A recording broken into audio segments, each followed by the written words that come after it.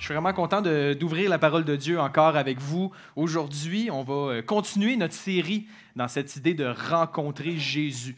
Donc, qu'est-ce que ça change dans notre vie ou qu'est-ce que ça peut changer dans notre vie que de rencontrer Jésus personnellement? Et dans cette série-là, dans le fond, on regarde là, des individus dans les évangiles qui ont rencontré personnellement Jésus. On a parlé de la Samaritaine. La semaine passée, on a parlé de Simon-Pierre, le pécheur. Et aujourd'hui, on s'en va ailleurs.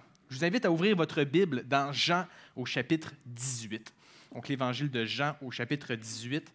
Pendant qu'on y tourne, peut-être juste nous mettre en contexte, on est rendu où dans l'évangile de Jean? Il y a plusieurs manières de structurer l'évangile de Jean. L'une des façons de le faire, c'est selon les 7 grands signes que Jean nous donne. Et à la fin de son évangile, il dit que les choses ont été présentées afin qu'on croie que Jésus est le Fils de Dieu, que Jésus, là, afin qu'on soit sauvé là, en croyant en son nom. Et il y a plusieurs signes, là, plusieurs miracles que Jésus fait à travers là, l'évangile de Jean. Mais je dirais que le plus important, celui sur lequel là, Jean passe le plus de temps, c'est la crucifixion et la résurrection de Jésus. C'est assurément le signe le plus important de son évangile.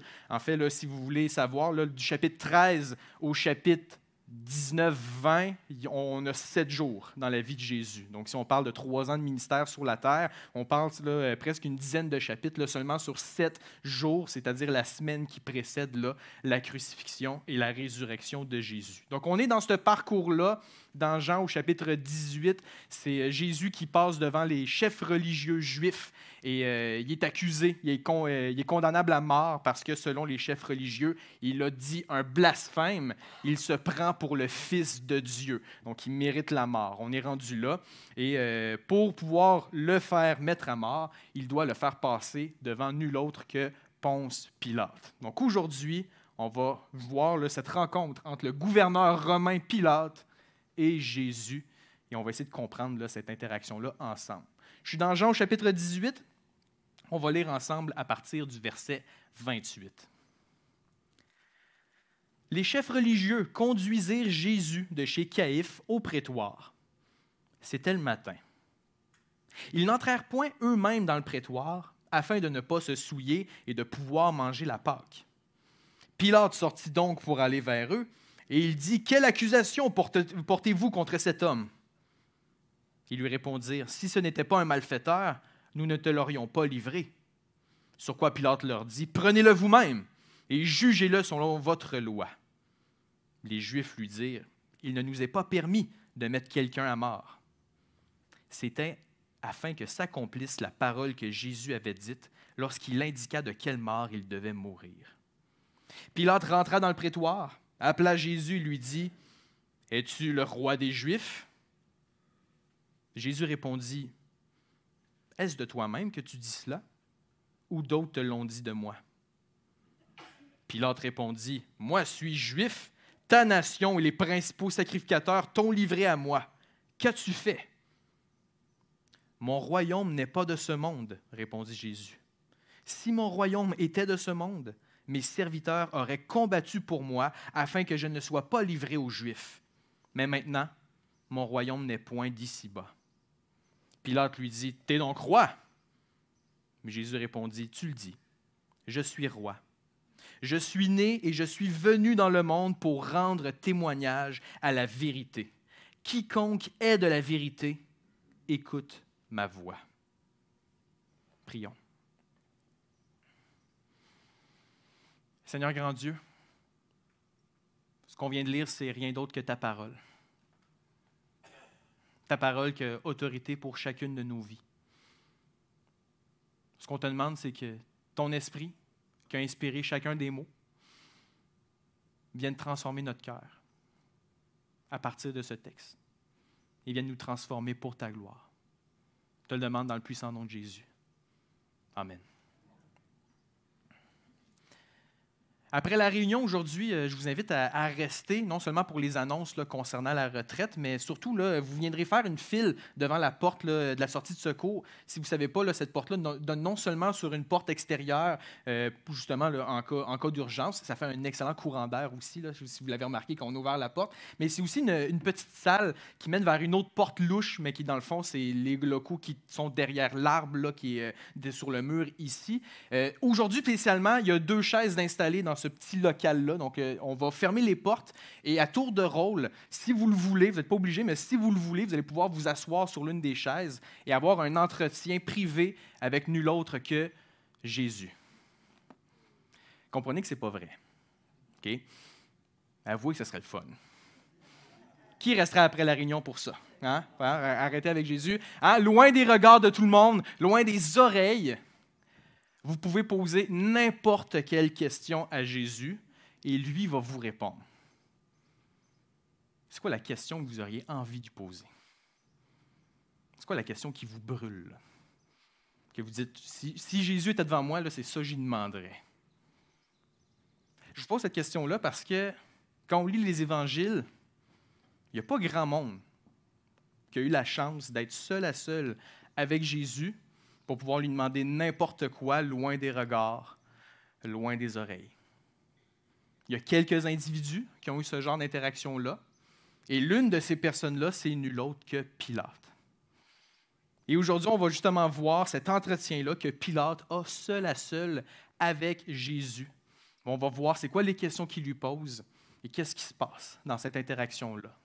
Ce matin, j'aimerais ça qu'on puisse se mettre dans les sandales de Pilate, qu'on puisse voir l'immense privilège qu'il avait d'être face à face à Jésus, seul à seul, et comment est-ce qu'il a utilisé ce privilège-là.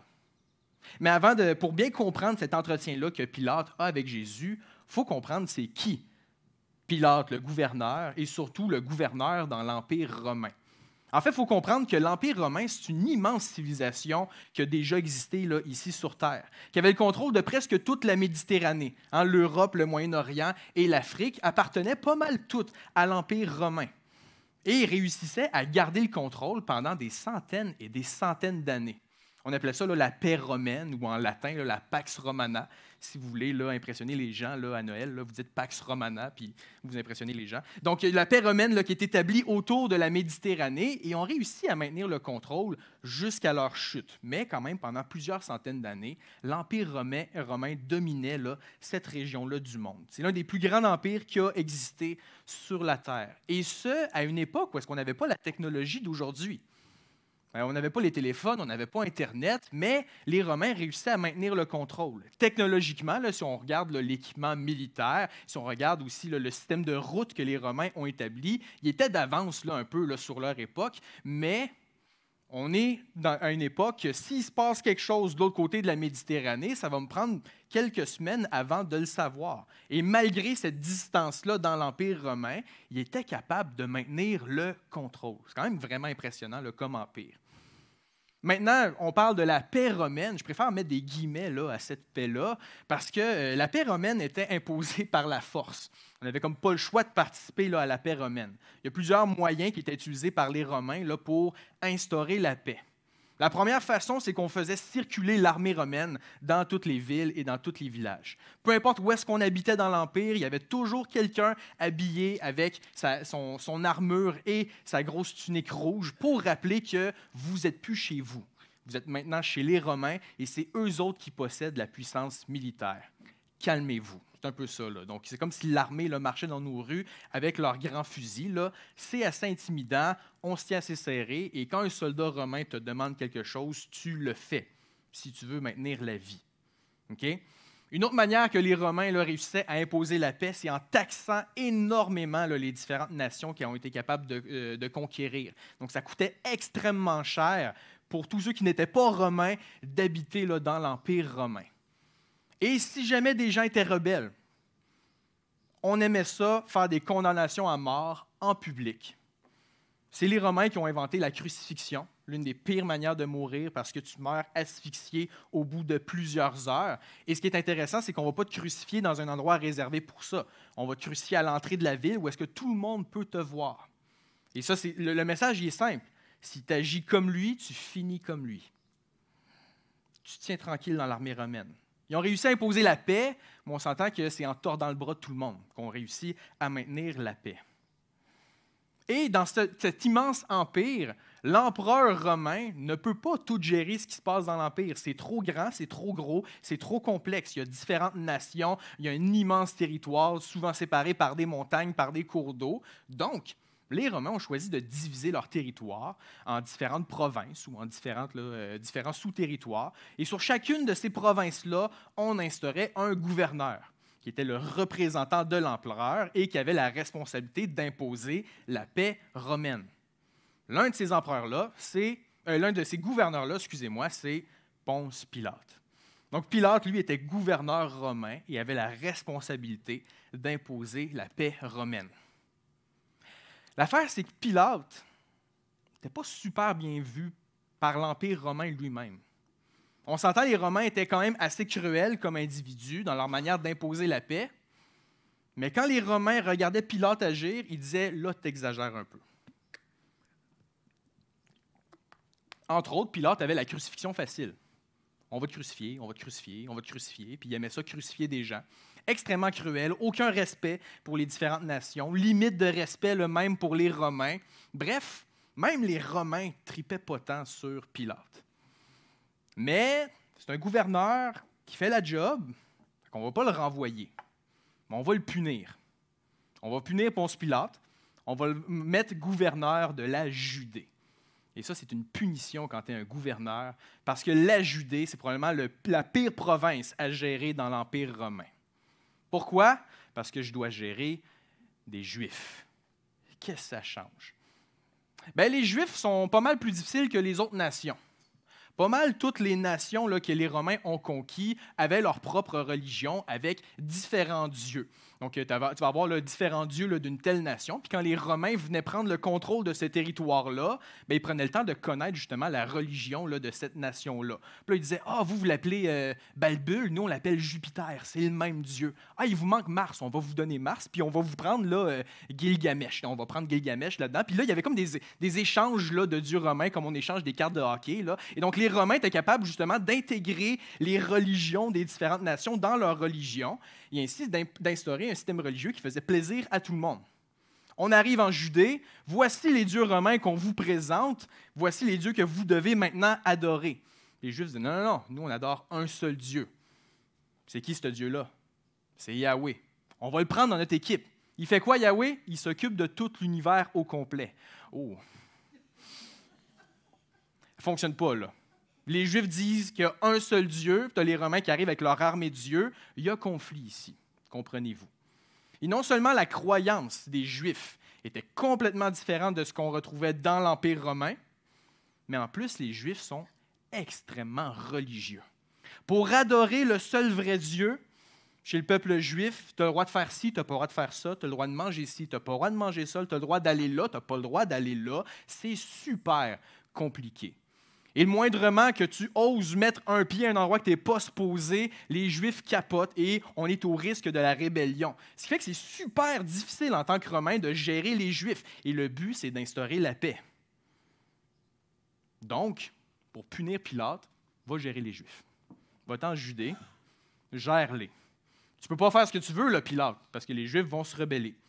Pilate restait cruel quand même, avait très, très peu de respect pour les Juifs, et puni par l'Empire romain, devait gérer là, ce territoire-là. Ça, c'est Pilate. Donc, à n'importe quelle interaction avec les Juifs, il faut comprendre qu'il les méprise de très, très haut et il sait qu'il est puni là, dans cette situation aussi. Il connaît très, très bien son sort, pas super content d'être là, pas super content de gérer des Juifs à tous les jours. Et pourtant, c'est Ponce Pilate. On est dans ce contexte-là où est-ce que les Juifs viennent de faire leur propre rituel privé, donc les chefs religieux, là, ont rencontré Jésus, ils ont fait un interrogatoire et il est coupable.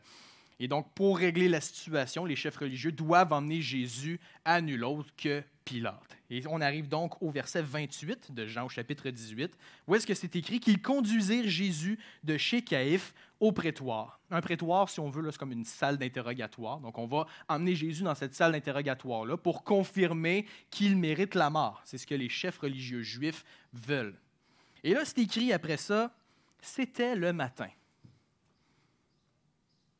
Cool. Non, pas si cool que ça. C'est quand même un détail là, qui est intéressant à considérer. D'abord, il faut considérer que Pilate a été réveillé ce matin-là pour pouvoir gérer une situation de juif. Hein, on l'imagine, là. Et on n'est pas n'importe quand dans le moment de l'année. On est le vendredi juste avant la Pâque juive.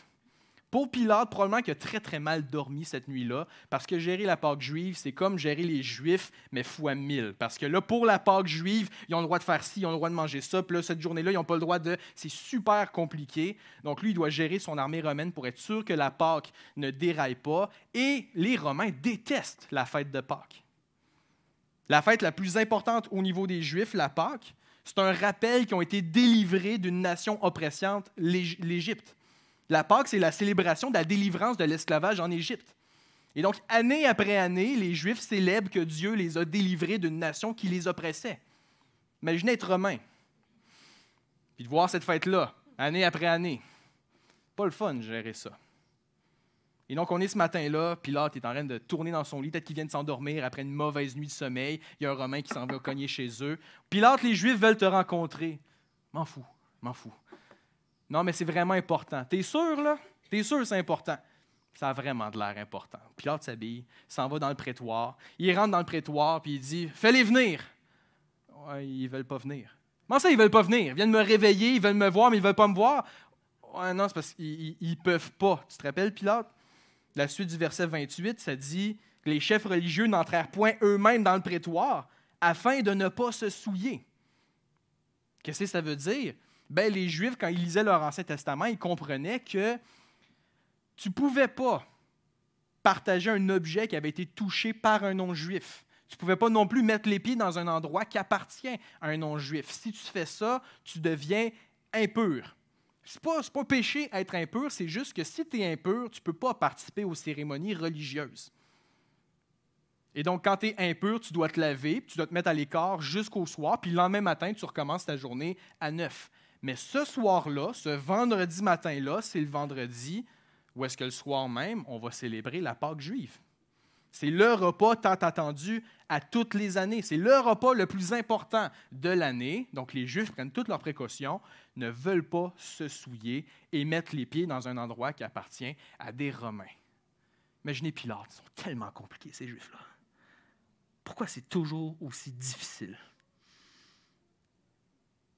T'es sûr qu'ils ont besoin de me voir? Oui, c'est vraiment de l'air important. OK, c'est beau. C'est écrit au verset suivant, au verset 29. Pilate sortit donc, avec sa joie là, d'aller rencontrer les Juifs, comprenez le sarcasme ici. Pilate sortit donc pour aller vers eux. Il regarde la gang, il se rend compte qu'il y en a un qui est clairement le mauvais dans cette situation-ci. Il le regarde, il fait « Quelle accusation portez-vous contre cet homme? Pourquoi vous me dérangez là à matin? On va régler ça assez rapidement. » Le chef religieux y répond « Si ce n'était pas un malfaiteur, on ne te l'aurait pas livré. » Pff, malfaiteur! Vous autres, vos malfaiteurs, c'est quelqu'un qui a touché assis et qui n'a pas fait ça. C'est toujours pour des questions de religieuses que je ne comprends pas. Il va dire, Pilate, là, « Prenez-le vous-même et jugez-le selon votre loi. » J'en ai rien à faire avec lui. Je m'en fous complètement. Puis c'est sûr qu'il est coupable d'une niaiserie de votre religion. Je n'ai pas envie de gérer ça à matin. Jugez-le, prenez votre loi, puis condamnez-le selon votre loi. Je ne suis pas obligé d'être l'arbitre là, pour régler vos enfantillages. Vous êtes capable de faire ça comme des grands. Et là, les Juifs lui dirent, dans la suite du verset 31, « Il ne nous est pas permis de mettre quelqu'un à mort. » En d'autres mots, on l'a fait, ça, Pilate. On a pris notre loi, on l'a jugé, on est arrivé à une conclusion, il mérite la mort. Mais tu sais, Pilate, qu'il y a juste les Romains qui ont le droit de condamner des gens à mort. Les Romains s'étaient gardé ce privilège-là. Parce que tu ne veux pas permettre aux différentes nations de faire des exécutions publiques, tu veux maintenir l'ordre. Donc, les Romains étaient les seuls à pouvoir mettre quelqu'un à mort. Les Juifs, selon leur loi, Jésus était assez criminel pour mériter la mort, mais il y avait un problème, ils ne pouvaient pas gérer la mort eux-mêmes, ils avaient besoin de demander l'autorisation aux Romains. Il fallait que les Romains fassent cette condamnation à mort-là. Le Pilate, il est pour vrai, là. Faut que je gère une condamnation à mort ce matin, là. Pour vrai. Donc, Pilate, il sait que c'est son autorité qui doit être appelée ici pour pouvoir juger s'il est vraiment assez condamnable à mort, s'il mérite la crucifixion. Puis c'est lui qui va devoir gérer cette crucifixion-là aujourd'hui, juste avant la Pâque. On peut imaginer Pilate là, complètement préoccupé, qui doit gérer ça. Mais il prend son autorité en jeu et va interroger Jésus. Mais avant, Jean, il appuie sur pause ici. Celui qui a écrit l'Évangile, il appuie sur pause. Puis au verset 32, il fait un commentaire. Il fait, psst, en passant, lecteur, là, c'était afin que s'accomplisse la parole que Jésus avait dite lorsqu'il indiqua de quelle mort il devait mourir. En d'autres mots, les chefs religieux ils pensent qu'ils gèrent la situation. Pilate, il pense qu'il est le boss sur le territoire. Mais en réalité, c'est Jésus qui a autorité ici. C'est Jésus qui contrôle tout ce qui se passe, puis qui dirige son plan, puis qui s'assure que son plan s'exécute. Fin de la parenthèse de Jean. On arrive au verset 33. Pilate rentre dans le prétoire, appelle Jésus. Il sait là, que les Juifs ne veulent pas mettre les pieds dans son prétoire. Lui, il s'en fout. Il y a une condamnation à mort à gérer. Fait rentrer Jésus. Donc, il y a les soldats romains qui amènent Jésus et dans leur grande délicatesse, le garochent à terre devant Pilate. Pilate se retourne, regarde le gars qui doit juger et le méprise complètement. Il voit un homme complètement défiguré. Le visage rouge, peut-être un œil au beurre noir. Il y a du liquide d'en face, il réalise que c'est du crachat. Peut-être qu'il saigne de la bouche. Ce qu'on sait, c'est que dans les évangiles, avant de passer devant Pilate, les Juifs en avaient profité pour battre Jésus, une fois qu'ils avaient considéré qu'il méritait la mort à cause de son blasphème, parce que Jésus se prend pour le Fils de Dieu. Pilate voit ça, voit un homme magané parce qu'il s'est fait battre. Il dit, moi, je dois gérer ça aujourd'hui. Un homme sans force, méprisable, juif en plus. C'est de même que commence ma journée, là. Il s'approche de Jésus. Il le regarde, il fait, « Es-tu le roi des Juifs? » Première question que Pilate pose à Jésus. « Es-tu le roi des Juifs? » En posant cette question-là, on apprend quand même pas mal de choses sur Pilate. D'abord, Pilate devait avoir une idée assez vague de qui était Jésus. En fait, Jésus, là, sa renommée là, était répandue là, dans toute la Judée au complet. Tout le monde avait entendu parler du prédicateur faiseur de miracles qui ressuscite les morts. Tout le monde avait entendu parler de ça. Il y a même un passage dans les évangiles qu'il y a un aveugle qui se rend compte qu'il y a une foule qui passe dans l'évangile de Luc. Là, il y a un aveugle qui est assis à la porte de la ville qui mendie à tous les jours. Il entend une foule qui passe, puis il demande à quelqu'un qui passe, là, qu'est-ce qui se passe? C'est Jésus de Nazareth. Il se lève debout, l'aveugle fait « Fils de David, aie pitié de moi! » Il est aveugle, il ne l'a jamais vu de sa vie, mais il sait exactement c'est qui. Parce que la rumeur circulait extrêmement vite. Assurément, Pilate avait entendu parler du faiseur de miracles, qui, une semaine plus tôt, était rentré sur le dos d'un âne à Jérusalem, et les gens criaient « Hosanna! Gloire au fils de David! » C'est sûr que Pilate avait entendu ça. Donc, en voyant que c'était Jésus qui était devant lui, il ne pose pas n'importe quelle question. « Es-tu le roi des Juifs? » Puis en posant cette question-là, ça nous montre que Pilate comprenait un peu plus les traditions juives que ce qu'on peut penser de lui. Pilate savait probablement que les Juifs attendaient avec impatience l'arrivée du Messie. Les Juifs pensaient là, que le Messie allait être là, un chef militaire qui allait réussir là, à mener une révolution pour mettre fin à l'oppression des Romains. C'est ça que les Juifs y attendaient. Ils voulaient un roi révolutionnaire qui allait prendre les armes pour mettre fin à l'oppression romaine. Pilate, sa job, c'est de s'assurer que la paix règne dans l'Empire. Donc, il regarde le Jésus qui a été célébré dans son entrée à Jérusalem, donc il a entendu parler des rumeurs, il connaît ce que les Juifs attendent, il faut qu'il mette ça au clair. Toi, Jésus, t'es-tu le roi des Juifs?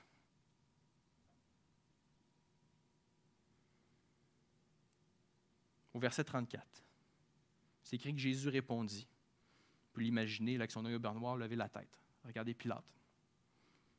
Puis lui demander, « Est-ce de toi-même que tu dis cela? Ou d'autres te l'ont dit de moi? » En d'autres mots, Jésus demande à Pilate, « Tu veux-tu vraiment le savoir? Ou tu veux juste confirmer ce que tu as entendu à mon sujet? » Selon vous, est-ce que Pilate voulait vraiment comprendre qui était Jésus? Là, c'est le moment où vous répondez. Là. Non, vous ne pensez pas? Moi non plus, je ne pense pas, à cause de la réponse de Pilate dans le verset suivant. Au verset 35, c'est écrit que Pilate répondit, « Moi, suis juif. Moi, est-ce que tu penses que ça m'intéresse vraiment, vos affaires de juifs, vos enfantillages de juifs? Ça ne me concerne pas là, ces affaires-là. C'est juste que moi, ce matin, ce n'est pas n'importe qui est venu me réveiller. Il dit ensuite du verset 35, « Ta nation et les principaux sacrificateurs t'ont livré à moi. » Ça a l'air que tu es assez important pour les déranger puis pour me déranger. Moi, tout ce que je veux savoir, c'est qu'est-ce que tu as fait? Pierre n'est pas super intéressé à comprendre profondément qui est Jésus. Lui, il veut juste terminer sa job puis passer à un autre appel. C'est ça qu'il veut, Pilate. Et pourtant, au verset 36, Jésus va répondre à Pilate et il va révéler énormément d'informations sur qui il est. Mais Jésus va le faire comme seul Jésus sait le faire, avec une phrase un peu énigmatique que tu ne peux pas comprendre à la première lecture, que tu es obligé de t'arrêter pour réfléchir, méditer, te poser des questions. Quand toutefois que Jésus il enseigne, c'est tout le temps ça. Là. Il y a des paraboles là, qui sont super marquantes avec des images vives, mais qui font en sorte qu'une fois que Jésus a terminé sa parabole, tu es comme « Il faut que je continue à réfléchir à ça un peu. » Parce que une fois que Jésus il parle, là, en vérité, je vous le dis, super important, il dit quelque chose, je ne suis pas sûr de comprendre, je vais prendre le temps de réfléchir. C'est le même qu'on est supposé lire Jésus. Il parle de manière pour qu'on soit engagé et qu'on prenne le temps de l'écouter. Et lorsqu'on prend le temps d'écouter Jésus, on apprend énormément de choses à son sujet. Ici, moi, je ne comprends pas pourquoi Jésus révèle autant d'informations à Pilate, parce que Pilate il est zéro intéressé. Mais ça n'empêche pas Jésus de se révéler comme qui est réellement devant Pilate. Pilate vient de lui demander « Qu'est-ce que tu as fait? » Jésus commence au verset 36 en disant « Mon royaume n'est pas de ce monde. » Est-ce que Jésus répond à la question? Pilate il demande « Qu'est-ce que tu as fait? » « Mon royaume n'est pas de ce monde. » Il répond zéro à la question. Vraiment pas, là. Mais ce que dit Jésus est probablement plus important que ce que Pilate a envie d'entendre. De quoi il parle, Jésus, s'il ne parle pas de ses actions? C'est écrit dans votre texte. De quoi il parle, Jésus? De son royaume. C'est de ça qu'il parle, Jésus, ici. Si Jésus a un royaume, ça veut dire qu'il est un roi. C'est de même que ça fonctionne. Quand j'ai un royaume, ça veut dire que je suis roi. Donc, Jésus vient de répondre à la première question. Mon royaume n'est pas de ce monde. Maintenant, je vous garantis que Jésus parle de lui-même. Même s'il parle de son royaume, on est capable d'établir quel genre d'un roi une personne peut être lorsqu'on regarde comment son royaume fonctionne. Donc, en comprenant comment fonctionne le royaume de Jésus, on est capable de mieux comprendre quel genre de roi, lui, il est. Et Jésus fait quelque chose d'extrêmement pédagogique. Moi, en tant qu'enseignant au secondaire, ça me fascine que Jésus commence comme ça. Il commence en expliquant ce que son royaume n'est pas. Il commence là, à la négative. Il dit « Mon royaume n'est pas de ce monde ». Et souvent, c'est tellement utile de commencer par ce qu'une chose n'est pas pour mieux comprendre ce que c'est. Okay? Juste faire une parenthèse ici, je vais vous donner des exemples pour pas que ça soit abstrait. Dans la Bible, il y a plusieurs sujets que ça vaut la peine de commencer par ce que ce n'est pas. Je donne un exemple, la soumission de la femme à l'homme. Vous ne pensiez pas qu'on allait là ce matin, hein? On s'en va là ce matin. Okay? Soumission de la femme à l'homme. Juste en disant ça, on vient serrer, là, on vient sénère. Là. Puis, parce que c'est un sujet qui, au Québec, en 2023, vient nous chercher énormément pour différentes raisons, que ce soit au niveau de la société, que ce soit d'un point de vue individuel. C'est un sujet qui, tout à coup, on va s'asseoir droit, puis on va s'assurer de rejeter tout ce que le prédicateur dit à ce sujet-là. Okay? Parce que la soumission de la femme à l'homme dans notre société, ce n'est pas super bien vu. Et surtout qu'il y a des chrétiens ou des gens qui se disent chrétiens qui ont abusé de ce que la Bible dit à ce sujet-là pour faire n'importe quoi. Donc, quand vient le temps d'étudier la soumission dans la Bible, ça vaut la peine de commencer en disant la soumission, ce n'est pas une femme qui se tait pour un mari qui fait n'importe quoi avec elle. Si on commence comme ça vient tout désamorcer, puis là, ça fait en sorte qu'on se pose la question, OK, bien, c'est quoi la vraie soumission? On ne répondra pas à cette question ce matin. Je vous laisse en suspens. Je donne un autre exemple d'un autre sujet. L'amour. Hein? L'amour. Hein? Un sujet qui nous touche tant. Ne voulons-nous pas tous l'amour, n'est-ce pas? Quand j'écoute les chansons que j'écoute, quand je lis les livres que je lis, quand j'entends les gens parler, je me rends compte, c'est pas clair, hein? C'est quoi l'amour? C'est vraiment pas clair. Puis on arrive, on lit notre Bible, puis c'est écrit « Dieu est amour ». Oh wow! Quel Dieu extraordinaire! C'est problématique si on ne comprend pas c'est quoi l'amour, par exemple. Parce que si on a chacun notre définition personnelle de c'est quoi l'amour, on arrive avec un verset comme ça, Dieu est amour, puis on se fait un Dieu à notre image. En bout de ligne, on se met à adorer une idole qu'on s'est faite à notre image qui correspond à notre définition de l'amour. Donc, quand vient le temps de parler de l'amour au sens biblique du terme, ça vaut la peine de commencer en disant que l'amour n'est pas un sentiment vraiment intense qui dure pour un temps envers une personne. C'est pas ça l'amour. L'amour que Dieu manifeste envers son peuple, c'est pas ça. Pas juste un sentiment vraiment intense qui dure un temps. L'amour de Dieu est beaucoup plus profond que ça. Qu'est-ce que l'amour? Pas le sujet de notre prédication ce matin. On va mettre ça de côté. Tout ça pour dire que Jésus va parler de son royaume ici. On revient là face à face à Pilate. Et pour bien comprendre quel genre de royaume Jésus a, il commence en expliquant ce que ce n'est pas. Verset 36 encore, « Mon royaume n'est pas de ce monde. » OK. Donc, le royaume de Jésus ne ressemble pas au royaume qu'on voit dans ce monde-ci. Parce que le royaume de Jésus n'est pas de ce monde-ci. OK? Qu'est-ce que ça change? Mais Jésus n'a pas fini. Jésus continue le verset 36 en disant « Si mon royaume était de ce monde, voici à quoi ça ressemblerait. » Donc, si mon royaume était vraiment de ce monde-ci, si mon royaume était comparable aux autres royaumes qu'on voit dans ce monde-ci, voici ce qui se serait passé. Il dit « Mes serviteurs », parce que moi je suis le roi, hein, on comprend, Jésus, c'est son royaume, donc il est le roi. Il dit « Mes serviteurs auraient combattu pour moi. Mes serviteurs auraient sorti les armes pour me défendre, moi, afin que je ne sois pas livré aux Juifs. » Jésus dit « Les royaumes de ce monde-ci imposent leur volonté par la force. » Quand on regarde l'histoire, on voit que c'est vrai. Les Romains imposaient leur volonté par la force. Les grandes civilisations ont tous imposé leur volonté par la force. Encore aujourd'hui, qu'on parle de civilisation, de nation ou encore, je ne sais pas moi, d'organisation internationale, on utilise encore la force. La force a changé. Il y a quelques pays encore là, qui utilisent la force militaire, mais aujourd'hui, on va utiliser la force économique, on va utiliser la diplomatie, on va utiliser les compromis, mais tout ça pour imposer notre volonté au reste du monde par un genre de force. C'est le monde dans lequel on vit. N'importe quel royaume veut défendre les intérêts du roi par les forces qu'ils ont en leur possession. C'est vrai pour les grandes civilisations, puis c'est vrai pour notre royaume personnel. Ou est-ce qu'on est prêt à faire n'importe quoi pour faire plaisir à notre roi nous-mêmes? C'est le même que les royaumes de ce monde-ci fonctionnent. Mais le royaume de Jésus, c'est pas comme ça. C'est pour ça qu'il termine le verset 36 en disant « Mais maintenant, mon royaume n'est point d'ici-bas.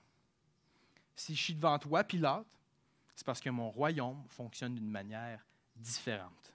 Mon royaume ne ressemble pas au royaume qu'on voit dans ce monde-ci. » Fin de la réponse de Jésus. Je ne sais pas pour vous, moi je trouve qu'il manque beaucoup d'informations. Quoi les questions que vous auriez envie de poser à Jésus à ce moment-là? Il vient d'expliquer là, ce que son royaume n'est pas. Quelles questions vous aimeriez poser à Jésus ici? Je vous pose vraiment la question, là. Vous avez le droit là, d'intervenir. Là. Quelles questions vous aimeriez poser à Jésus une fois qu'il vous révèle que son royaume n'est pas de ce monde-ci? Pardon? Il est où ton royaume? Excellente question. Si ton royaume n'est pas de ce monde-ci, il est où ton royaume? D'autres questions? Depuis quand c'est toi qui es le roi? Depuis quand tu es roi, toi, Jésus? Excellente question. Qu'est-ce que tu fais ici? Si ton royaume n'est pas de ce monde-ci, qu'est-ce que tu fais dans ce monde-ci? Une bonne question. Pardon? Comment est-ce qu'on rentre dans le royaume? C'est une excellente question. Comment il fonctionne? On a compris comment il ne fonctionne pas ton royaume. Comment est-ce qu'il fonctionne ton royaume? Viens nous donner l'autre côté. Là. Tu nous as dit ce que ce n'était pas. Viens nous dire ce que c'est. Vous avez tous d'excellentes questions à poser à Jésus. Malheureusement, on n'est pas en face de Jésus dans cette situation-ci. On est dépendant de Pilate, qui lui seul est devant Jésus dans le prétoire. Vient d'entendre ça de la part de Jésus. Et voici la question que Pilate pose à Jésus, au verset 37. Pilate lui dit, « Ah ah, t'es donc roi. » Pour vrai, Pilate? C'est ça ta question à Jésus? Je veux dire, il l'a dit, là. Mon royaume, Jésus s'est déjà présenté comme roi, puis t'es comme, « Ah ah! Ma nouvelle question pour toi, c'est une question que tu as déjà donnée la réponse. Hein? T'es donc roi. Puis là, on pourrait poser la question à Pilate. Tu veux-tu vraiment le savoir?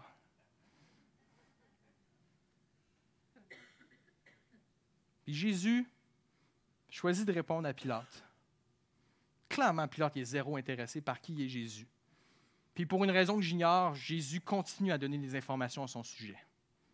Il commence, dans la suite du verset 37, c'est écrit que Jésus répondit, « Tu le dis, je suis roi. » On va mettre les choses au clair, Pilate, là, juste pour être sûr que tu comprennes. Ça, c'est le baveux Charles-Étienne qui aurait parlé de même. Là. Si tu veux avoir la gloire de comprendre que tu étais roi alors que je te l'ai dit, c'est correct. Tu l'as dit, hein, je suis roi. Mais là, Jésus, dans sa grâce, sa miséricorde, continue à révéler qui il est à Pilate. Il va dire, « Je suis né et je suis venu dans le monde. » Juste là, ici, quand même pas mal d'informations. D'abord, c'est écrit que Jésus est né, comme n'importe qui d'entre nous. Hein, Jésus était réellement homme quand il est venu sur la terre. C'est pas comme certaines religions aujourd'hui qui disent que Jésus était un esprit ou un fantôme là, qui circulait. Non, non, Jésus il est né pour de vrai. Et on peut s'identifier à Jésus d'une certaine manière parce que chacun d'entre nous, on est né dans ce monde-ci. Mais, une chose qu'aucun d'entre nous peut dire, c'est « je suis venu dans le monde ». Personne d'entre nous peut dire ça. Parce que le verbe choisi ici veut dire que Jésus était ailleurs et que de sa propre volonté, il a choisi de venir dans ce monde-ci. Nous, au mieux, on peut dire qu'on est arrivé dans ce monde-ci, mais il n'y a personne d'entre nous qui a choisi d'exister dans ce monde-ci. Jésus, lui, a choisi de venir. Je suis né, comme n'importe qui d'entre nous, et je suis venu, comme personne d'entre nous, dans ce monde. Encore plein de questions. Tu viens d'où? À quoi ça ressemble? D'où est-ce que tu étais? Comment ça fonctionne, être venu, de venir de ta propre volonté? Mais Jésus va prendre le temps de répondre à une autre question. Pourquoi tu es né et tu es venu dans ce monde-ci? Hein, il dit, « Je suis né et je suis venu dans le monde pour rendre témoignage à la vérité. Hein, pour communiquer ce qui est vrai. Pour venir anéantir les mensonges. Et qu'une chose devienne claire, la vérité avec un grand V. » Il n'arrête pas là. Il va continuer en disant, « Quiconque est de la vérité, ou quiconque appartient à la vérité, ou quiconque veut suivre la vérité, écoute ma voix. »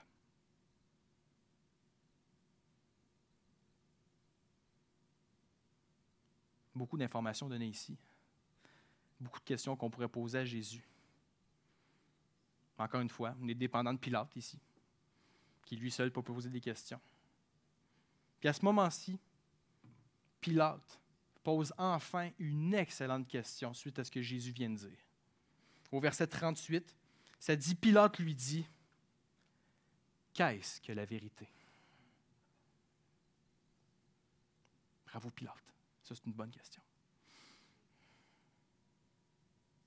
C'est quoi ça, la vérité? Si tu as choisi de quitter d'où est-ce que tu viens pour venir dans ce monde-ci communiquer la vérité, puis que ta vérité vient transformer la vie des gens qui t'écoutent, c'est quoi ça, la vérité? Et on pourrait demander à Pilate, « Veux-tu vraiment le savoir? » Selon vous, est-ce que Pilate voulait vraiment le savoir? Moi non plus. Parce que le verset 38, il n'arrête pas là. Peut-être que vous, comme dans votre Bible, il y a comme un sous-titre qui apparaît en plein milieu du verset. Mais de l'autre bord de ce sous-titre-là, où la fin du verset 38, ça dit « Après avoir dit cela, il sortit. » Donc, il s'est approché de Jésus, seul à seul avec lui. Il est dans sa face, puis il dit « C'est quoi ça, la vérité? » Il ne prend pas le temps d'écouter la réponse. Il s'en va. Probablement qu'il remettait en question l'existence d'une vérité, comme beaucoup de personnes parmi nous. Peut-être qu'il se moquait de Jésus, ce Juif-là, avec ses vérités complètement différentes de ce qu'on retrouve dans les autres nations. Chose certaine, ce n'était pas vraiment intéressant d'entendre la réponse. Ça dit qu'il est sorti dans les versets suivants. Il va se présenter devant les Juifs. En fait, là, vous capotez, il est coupable de rien. On veut le faire crucifier. C'est beau, moi, vous faire plaisir. Moi, je m'en lave les mains. Ça, c'est Pilate, qui a un entretien seul à seul avec Jésus. Vous pouvez poser n'importe quelle question. Puis il s'est dit, faire plaisir aux Juifs qui m'agacent aujourd'hui, moi le crucifier. Assurément, Pilate, c'est l'une des pires personnes qui a marché sur la terre.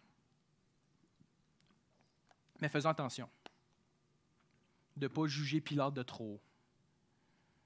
Nous, je vous invite plutôt à venir examiner notre propre cœur pour venir vérifier si on ne ressemble pas à Pilate en bout de ligne. Si on n'a pas la même attitude que lui.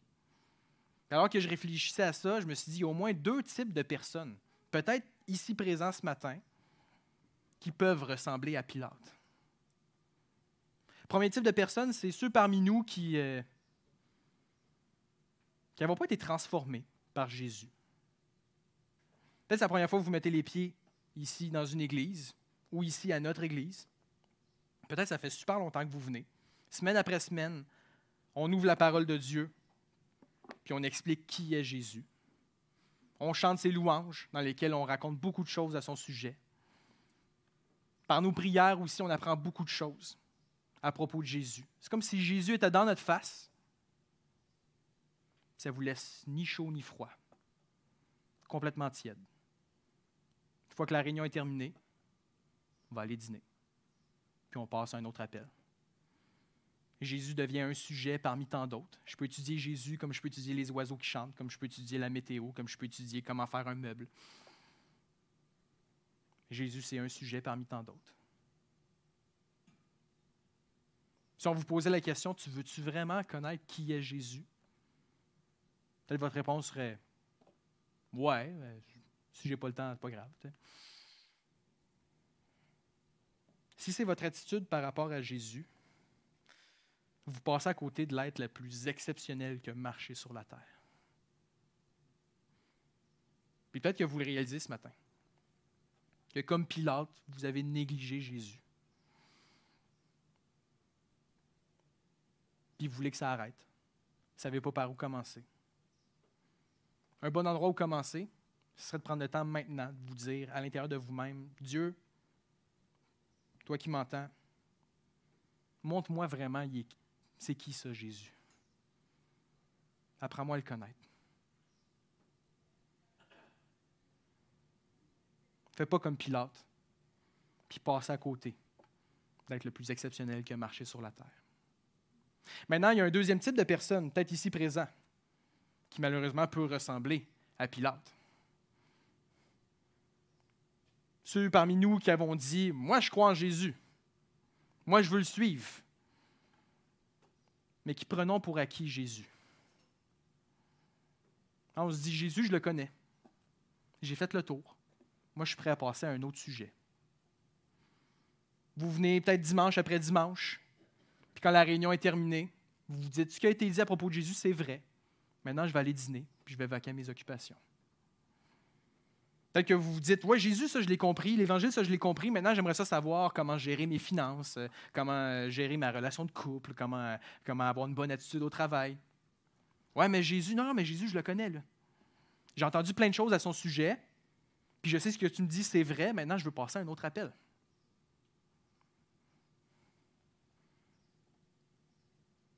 Si on pense avoir fait le tour de Jésus, c'est qu'on passe à côté du véritable Jésus qui nous est présenté dans les Évangiles. On se ramasse avec la même attitude de Pilate. On va prendre le temps de considérer les choses que j'ai entendues à son sujet. Puis une fois que c'est beau, j'ai les informations que je veux, je vais passer à un autre appel. Mais si c'est notre attitude ce matin, on passe à côté de la personne la plus exceptionnelle qui a marché sur la terre. Puis peut-être que ça fait des jours, des semaines, des mois, des années que Jésus a été mis de côté dans votre vie. Puis même s'il vous apparaît d'en face semaine après semaine ou à tous les jours quand vous ouvrez la parole de Dieu, en réalité, vous n'êtes pas vraiment intéressé à le connaître davantage. Peut-être que vous réalisez que c'est pas correct. Peut-être que vous réalisez que vous passez à côté de quelqu'un de vraiment extraordinaire. Comment je fais pour revenir en arrière? Un bon endroit pour commencer, prendre le temps maintenant de se dire à l'intérieur de nous-mêmes, Dieu, montre-moi encore et encore qui est Jésus. Je veux être encore impressionné par lui. Parce que la vérité, c'est que dans le royaume de Jésus, ses serviteurs ne sortent pas les armes pour défendre le roi. Le roi s'offre lui-même en sacrifice. La vérité, c'est que dans le royaume de Jésus, le roi va faire crucifier son corps et va verser son sang pour ses ennemis. La vérité, c'est que dans le royaume de Jésus, ses ennemis, à un moment donné, décident d'abandonner leurs armes, sur quoi ils s'appuyaient, de mettre toute leur confiance dans un roi qui est crucifié. Parce que ce roi-là n'est pas resté crucifié. Ce roi-là, il est revenu d'entre les morts. Il est venu anéantir toutes les puissances qui existent dans ce monde-ci. La vérité, c'est que dans le royaume de Jésus, ceux qui détestaient le roi deviennent ses adorateurs. La vérité, c'est que dans le royaume de Jésus, les serviteurs du roi n'utilisent plus leurs armes, mais sont transformés par qui est leur roi. La vérité, c'est que dans le royaume de Jésus, le roi va à la conquête du mal, non par la force, mais par amour. Frères et sœurs, voici notre roi, qui dans cette situation-ci était pleinement au contrôle, savait exactement où est-ce qu'il s'en allait, et c'était son plan.